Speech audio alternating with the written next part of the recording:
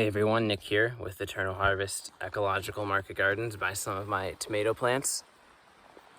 And this video is a quick garden tour. If you're interested in buying my produce or just learning about what I'm doing, this video is designed to give you a place where you can go and see the state of the garden. It is about July 11th right now.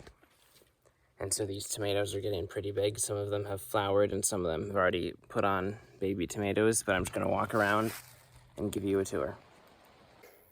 Here we are at the entrance of the garden. You can see there's an electric fence that goes all the way around.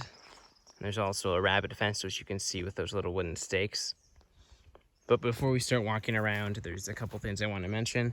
I'm using leaves as a mulch source, and this helps smother all weeds, retain moisture, and is good for the soil microbiology. And a healthy soil means that I don't have to use chemicals or any non-organic techniques. As you can see, there's a lot of weeds this year. These are broccoli plants, but then there's also just a bunch of weeds in between.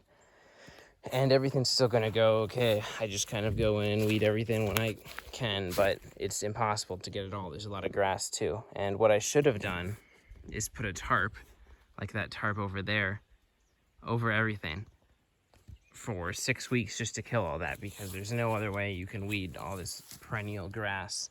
It's just so aggressive and vigorous. And that's a technique you can use. It's much healthier than using herbicides, but I didn't have time. I'm borrowing this land and I really didn't have any time to spare because I'm going to college in the fall and I have a very short growing season already. And so I couldn't use one of those long extensive methods, but I also didn't want to use herbicides. So for this year, I'm just kind of having to deal with a lot of weeds. Next year, hopefully I can get that done in the spring. Also, one other thing, under the ground, there is compost made from grass-fed cows, 100% grass-fed rotationally grazed cows, so it's probably some of the healthiest compost out there. You don't have to worry about toxins from corn that would get into factory farms where you might get normal cow poop-based compost. And the cows are actually on these fields here. They're not here right now because they're rotationally grazed, but a few weeks ago they were right here next to the garden. And the people who own this land, I've been buying their beef from them, and that's how I know them. They're letting me use their land, and they also let me use some of their compost, because when the cows are in the same place over the winter, they get a lot of compost.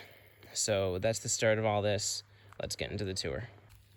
So we just walked into the garden. Over here, you can see there's a row of watermelon along the edge. It's this plant here. And you can see it, there's a nice row of it. To the right, there's another set of melons, I think watermelons too. You can see the same plant, but they have not grown as tall. And you can't even see them in the grass. I don't know what the deal is with that, but these ones look like they're going to produce, and these ones don't. I don't think I put enough compost in this one, but it just does not like the soil. Here you can see some monarchs, butterflies, lots of good insects everywhere. There's been some pest damage, as you can see in this broccoli, but all the beneficial insects have been keeping it in check, and the plants are generally healthy enough that they can handle it. I have not lost any crops to insect damage, and I'm definitely not going to need to use any pesticides. So here's the broccoli. It hasn't actually formed the broccoli yet. It's just the plant, and it's kind of interplanted over here with some cabbage, but there's more cabbage over here. This is red cabbage. And you can see it's all up in here, a bunch of cabbage, and these ones are growing really well. Here's some green cabbage. And you can see they have the leaves, and then they start to just form a ball in the center. This one has a pretty big ball. And these should be ready soon. Up on the back here, there's squash, and you can see it's there. It keeps going down, all the way down. And then we'll go over here, our tomatoes. I'm not sure where the ones are, but some of them have actually started to put on fruit. You can see a lot of them have these little yellow flowers that fruit will come out of. I have a lot of tomatoes. That's going to be one of the main crops. Here's more squash, pumpkins, melons. I'm not sure, I kind of mixed them all together just to increase biodiversity. And right over here, lettuce mixed in with carrots. Lots of pretty lettuce here. And that's pretty much ready to harvest.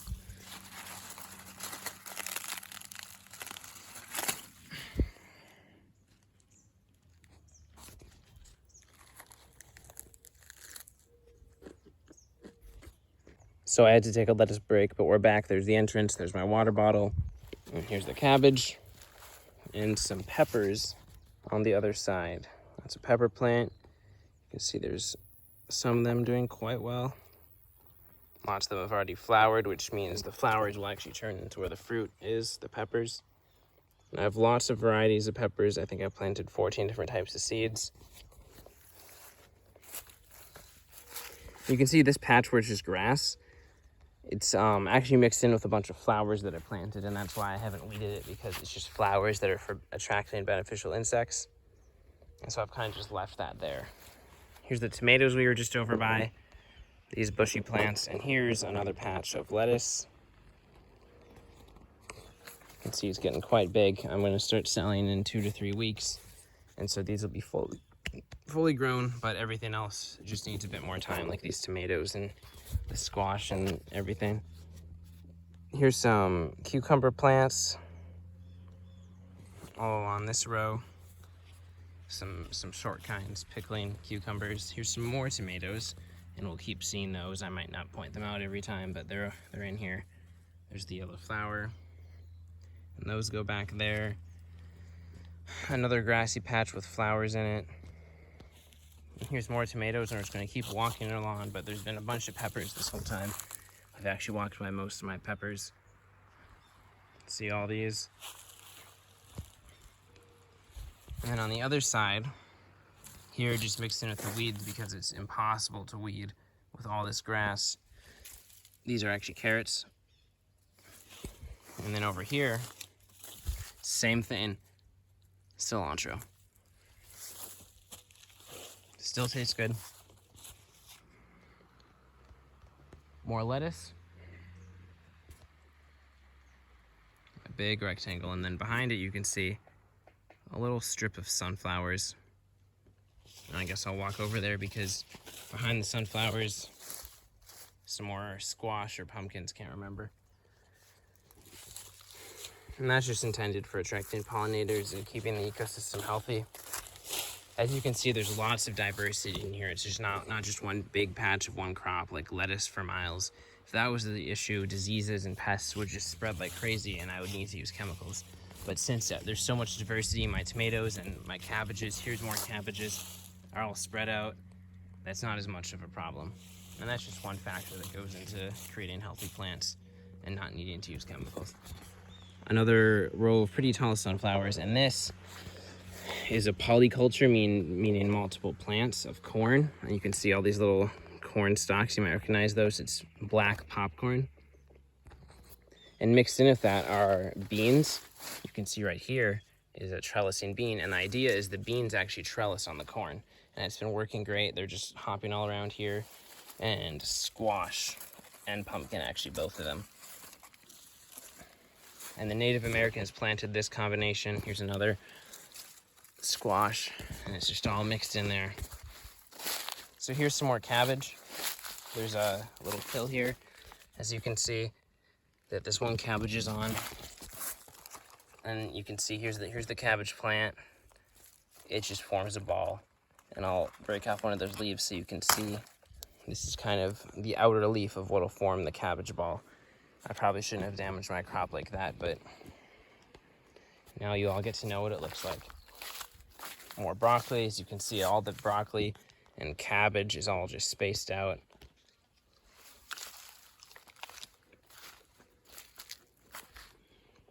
Spare sunflower because there's a little patch here, and all these little weird leaves are actually flowers. And so I'm just putting little patches everywhere of flowers and nectary plants to attract beneficial insects. And over here you can see a bunch more broccoli, a bunch more tomatoes, and a bunch More tomatoes. Just these bushes all along here. Everything in the camera right now. Except for the weeds in between. Tomatoes. Tomato, yellow flower. So here we are at the halfway point. I actually have a little tarp here on some T-posts. Weird idea, but it works just to keep everything underneath dry. All the tools. And over here, and here's some onions, by the way. Over here, I've planted some rows just now, and we're about to get rained on, of lettuce. And it's not just lettuce, there's actually a mesclun mix with lots of different types of greens that will be baby greens. When I start to sell in 2 to 3 weeks, I'll have all these baby, small little greens that I can harvest in these little rows to go along with it. So I'm gonna keep it well weeded, probably wash them and clean them and dry them so they're all ready to eat. And earlier I was talking about the tarp. So here's a tarp. It's kind of an experiment. I'm just learning. I spent good money on this tarp because it's big. And you can see this is only half of it. It's a good 50 feet by 30 feet. And that's just going to kill everything underneath. And that lettuce over there is going to have so much less weed pressure because this tarp was over it. It was actually only over it for about 3, maybe 4 weeks. Should have done 6. There's still some grass coming up. I just didn't have time, but now I know next year do around 6 or more because these weeds are so vigorous. And that's a really good strategy. Definitely going to have to use the tarps more in the future. More cabbage. A lone kale plant. More cabbage. Hope you can tell that by now. Lots of real big ones. Each of those will give off a big head. I'm going to make sauerkraut, red cabbage, and just sell the cabbage plant. There's some sunflower plant, more sunflowers, and right here we've got beans that are flowering, and that means they're going to be producing the beans soon. This patch, all these little triangular leaves here, all beans.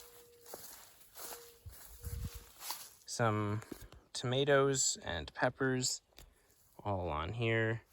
Cucumbers right here. And this is actually just grass. The idea here was that I was going to wait till I had more time, plant a bunch of raspberries and strawberries, and I probably still will, but it's just completely turned into grass. I've already planted some raspberries. You can see right in that little clearing. That guy right in the center is a raspberry plant. There's more. Here's another one that's a raspberry plant. And the strawberries are so short, I have not been able to find them since the weeds exploded. I was here last week. I took a week off because everything was up to date, and the weeds just exploded. I need to do something about that next year with the tarps early. So more beans. More beans. Clover, which I'm not going to sell, but it's good for the ecology. And then over here, peppers, tomatoes, and cucumbers. See, pepper, pepper, tomatoes. And over here, more beans mixed in with weeds. And I guess I'll just walk around, show you. This is the last of some mulch that I haven't used yet.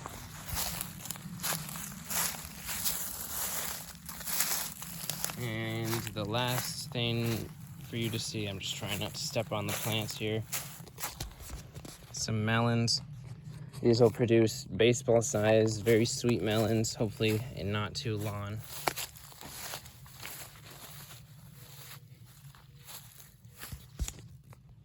And that's about it for the garden tour. I'll leave it here.